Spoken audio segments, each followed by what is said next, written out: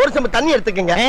அத தோசைக்கல்ல ஊத்தி அதுக்குன்னு வழக்கமா ஒரு விளக்கமா வச்சிருப்பீங்கல்ல? ஆமாங்க. அத அடிப்பக்கமா திருப்பி சரிங்க வரட்டு வரட்டு வரட்டுன்னு ஒரு 4 இழுப்பு இழுத்து சரிங்க நல்லா கழுவி விட்டுருங்க. சரிங்க. ஒரு கிண்ண நிறைய மாவு எடுத்து பெரிய ரவுண்டாவும் இல்லாம சின்ன ரவுண்டாவும் இல்லாம சரிங்க பொதுவா ஒரு ரவுண்ட ஊத்தி 4-5 வெங்காயத்தை போட்டு அள்ளி பொடி பொடியா நறுக்கி அப்படியே மேலாப்ல பரபர தூவி விட்டு சரிங்க ஒரு நீளமான கேரட் எடுத்து அதையும் பொடி பொடியா நறுக்கி சரிங்க அப்படியே மேலாப்ல பரபர தூவி விட்டு சரிங்க ஒரு 16 கரண்டி நெய் எடுத்து சரிங்க அதுல 6 கரண்டி நெய்ய உள் சைடு அப்படியே லேசா விளாவி விட்டு சரிங்க 10 கரண்டி நெய்ய தோசைக்கு வெளி சைடு அப்படியே மேலாப்ல விளாவி விட்டு சரிங்க இட்லி பொடி இருக்கு பாத்தீங்களா அத அப்படியே அள்ளி மலை சாரல் மாதிரி அதை மேலாப்ல பரபர அப்படியே பேய விட்டு சரிங்க பொத்துனாப்ல அப்படி ஒரு பருத்து இப்படி ஒரு பருத்து அப்படியே ரெட்டி கலர்ல முருக விட்டு கம கமன்னு ஒரு ஊத்த பத்த எடுத்து